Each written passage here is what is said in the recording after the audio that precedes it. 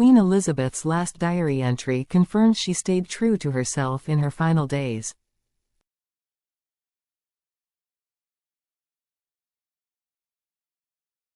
As the world's second longest reigning monarch, Queen Elizabeth II left an indelible legacy. In his upcoming book, royal biographer Robert Hardman is including final words from the late Queen's diary, and they perfectly illuminate Elizabeth's personality.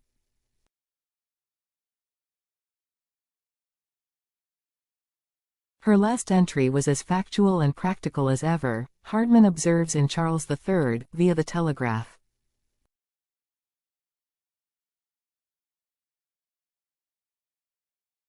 It could have been describing another normal working day starting in the usual way. Edward came to see me, as she noted the arrangements which her private secretary, Sir Edward Young, had made for the swearing-in of the new ministers of the Truss administration.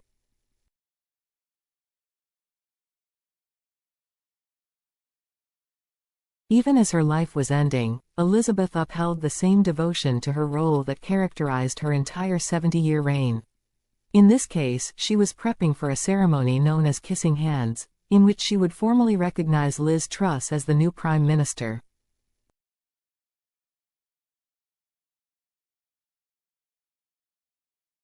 Truss met with the Queen on September 6, 2022, and Elizabeth died the next day.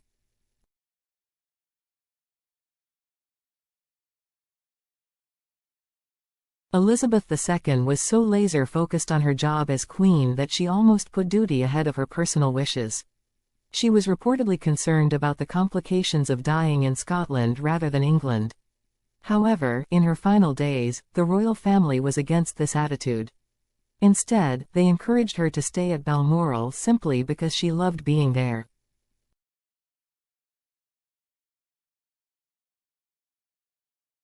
During her life, access to Queen Elizabeth's diary was limited to her husband, Prince Philip. Currently, biographer Robert Hardman was granted royal permission while working on his book. There's a possibility that the collection of the Queen's diaries could one day be available to the public, although that may be for a limited time only.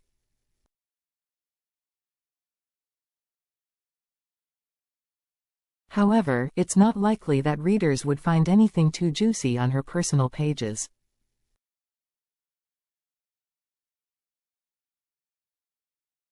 I doubt she will give much away in the diary, because she has a lifetime of training in not saying things, royal author Hugo Vickers explained to The Sun.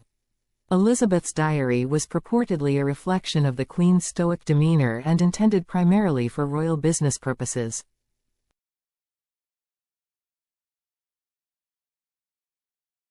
As part of her responsibilities, Elizabeth received red boxes full of documents, and she had to absorb a tremendous amount of info detailing governmental happenings.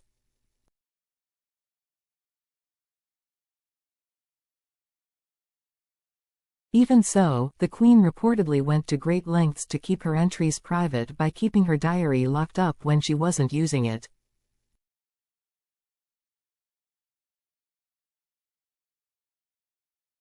Elizabeth was said to have written her first diary entries as a teen, and, in keeping with her work ethic, writing in it was part of her bedtime routine. Although she wouldn't discuss her diary's contents, Elizabeth did display her signature wit when talking about them.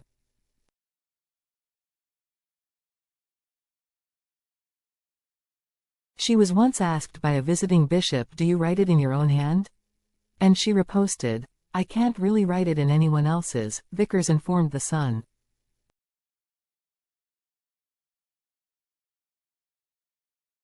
George V, Elizabeth's grandfather, was all about precision in a diary entry detailing the start of World War I.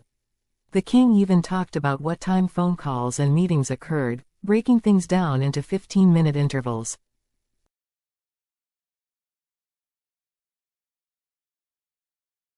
While George V was also known for keeping meticulous accounts of the weather, his journals also reveal some intriguing personal info, like when he got some tattoos as a teen. In sparkling prose, George V describes the tattoo artist creating a red and blue dragon on his arm.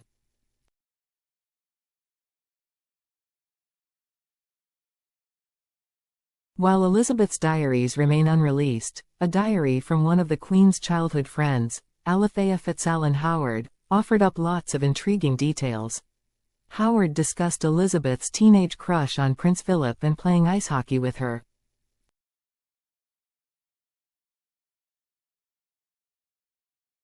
However, even way back then, Elizabeth's stoicism was fully evident.